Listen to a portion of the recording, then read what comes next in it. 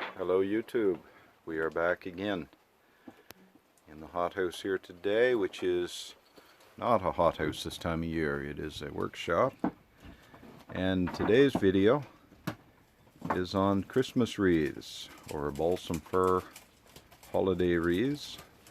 I guess YouTube doesn't like us saying Christmas anymore, but hey, this is a Christmas wreath. So we've got a couple of finished wreaths here. There's a 16-inch on the left and a 20-inch on the right. These wreaths are going out to a customer tomorrow. We're going to show you the process that we used for making a wreath. We can get the camera adjusted here. Now, we start, of course, with a wire ring. This is, let me try and get this up here. This is the gauge of wire. It's about an 8-gauge wire ring. Now, one important thing to remember when you're making wreaths, if you make wreaths on your own, is that each one of these wreaths has a welded seam, and you can see it right here on the ring. When you make your wreath, don't put that at the top or bottom of your wreath. If you're making the wreath and you make a loop of wire on it to hang it, you don't want your wreath starting here, and you don't want your wreath hung from here. There's always a chance that these little spot welds are going to fail. In fact, when you start out with a wreath, grab your wreath wire, your ring, and give it a tug just to make sure that that weld is secure. If it's not, occasionally you get them from the factory and those welds will pop apart. So that's something to look for when you're starting. Now you can see that this ring, it's kind of rippled. That's to make it so that the tips and the wire will seal on it a bit better. A smooth ring stuff would tend to just slide around it. So this here is, these rings are made in a rippled construction. And we're using standard wreath wire for tying.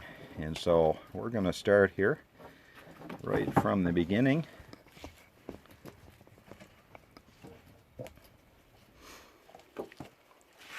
When you lay the tips on, now there's two styles of wreaths. One is double-faced wreath, which has tips top and bottom. That's the way that these ones are made.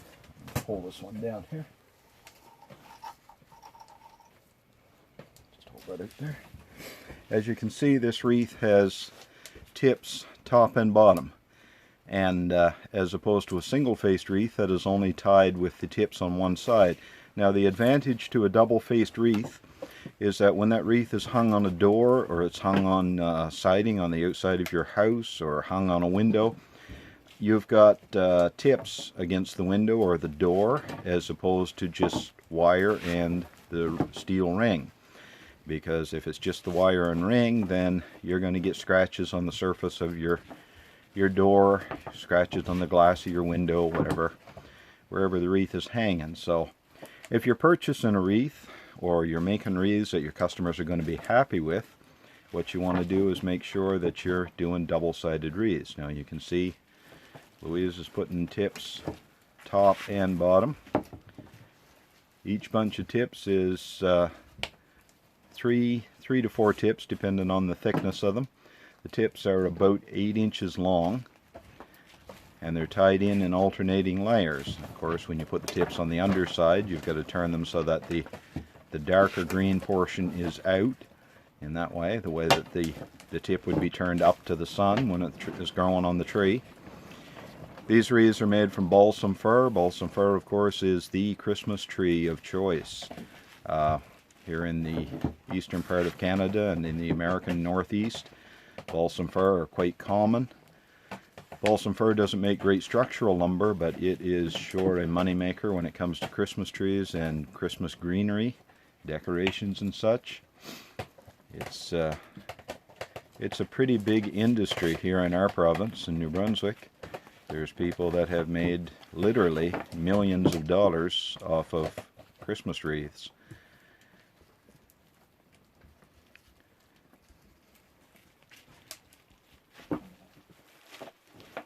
So Continuing around the ring, a couple of wraps of wire on each bunch of tips is sufficient to hold them in place.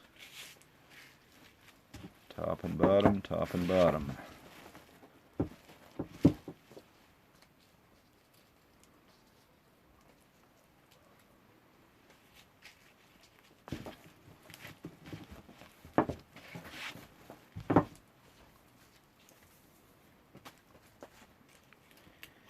Wreath wire and these rings are available. There's a number of distributors and suppliers you can find online.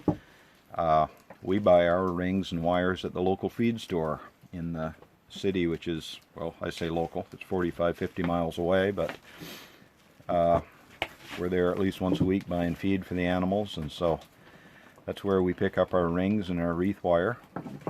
It's the same wire that we used if you've seen the video on making the balsam fir garland. That's the exact same wire that we use right there.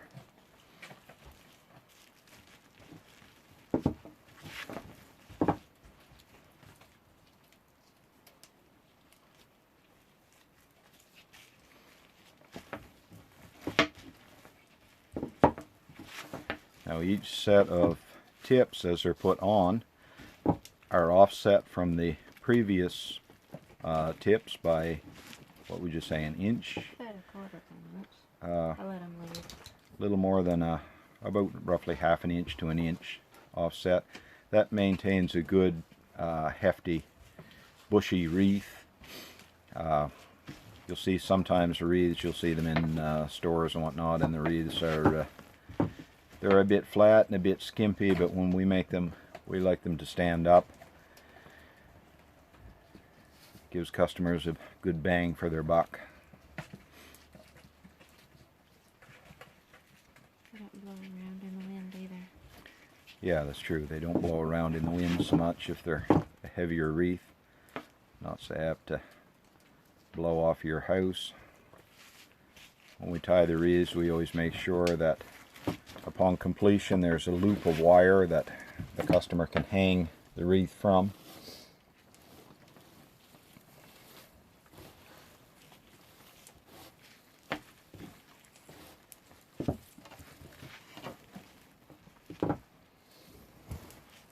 As you can see with this wreath here,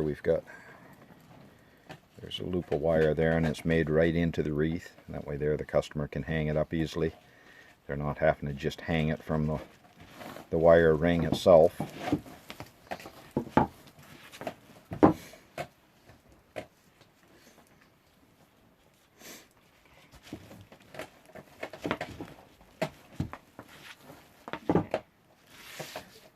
Okay, so that's the process of starting the wreath and going around. Now we've got another one here that's almost completed. We're going to finish it off and let you see how the completion process is done.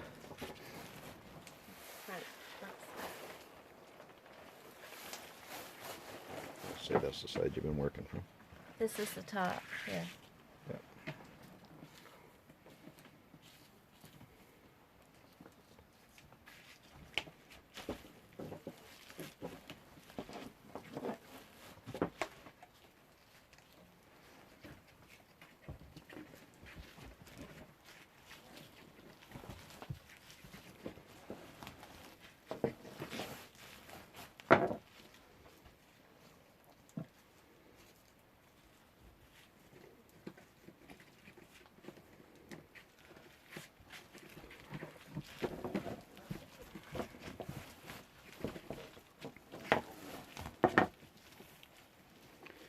As we get close to the end, you have to fit the tips back under the first ones that was laid on as you were starting the wreath.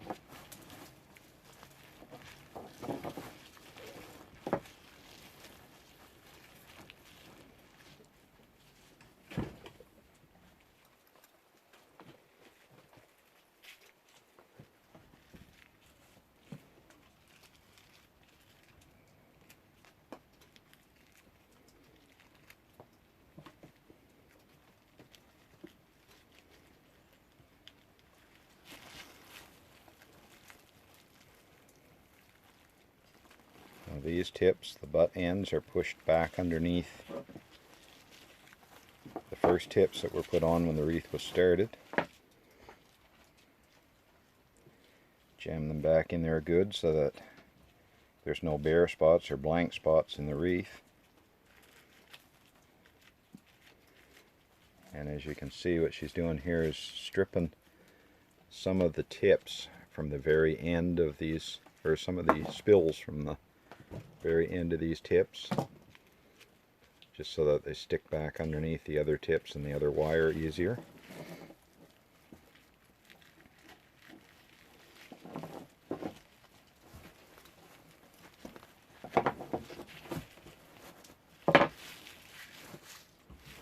Make sure that when it lays down there's going to be no gaps in the wreath, and then the wreath is tied off. So roll wraps of wire around it, make sure that it's good and tight.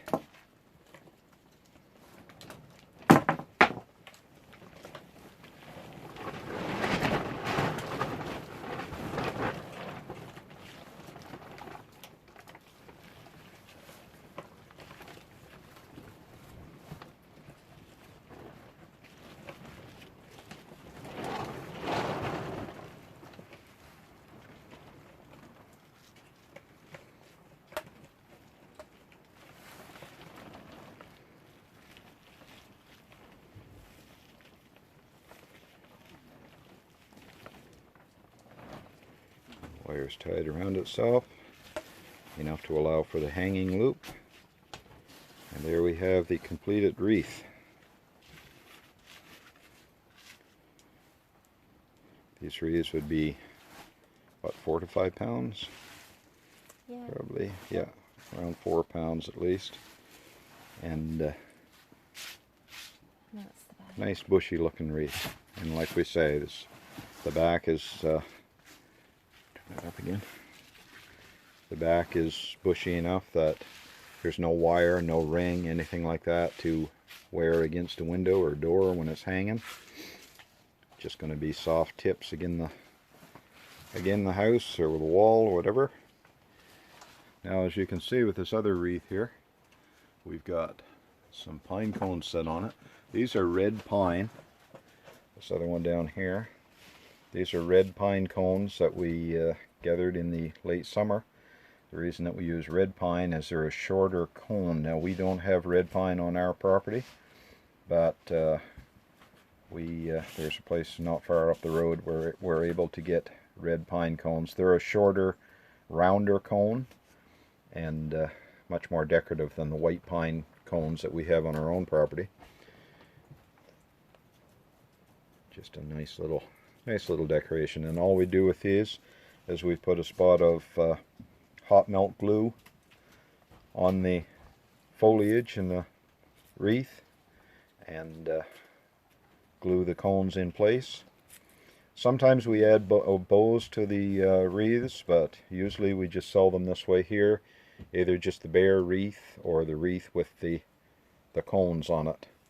And then the customer can go ahead and they can decorate however they please. Some people will put strings of beads in them. Some people put lights on them. It's up to the customer's choice, but this is the product.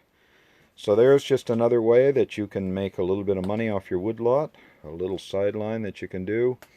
There's a sweet spot from early November to the early part of December when these things will sell. And there's also a market here in New Brunswick just for the brush. We have relatives, distant relatives, that they take tractor trailer loads of just brush down into the United States. It's a good money proposition. Folks buy the brush for grave blankets. Sometimes it goes to craft stores for people that want to make their own wreaths but don't have access to the balsam fir brush. And just another way that you could maybe make a little cash on the side from your woodlot operation, or if you just have ground around your house or around your farm that you've got some good bushy balsam fir. So there you have it, another little way that you can turn a cash sideline, a cash profit off of your woodlot. Have a good one and stay safe.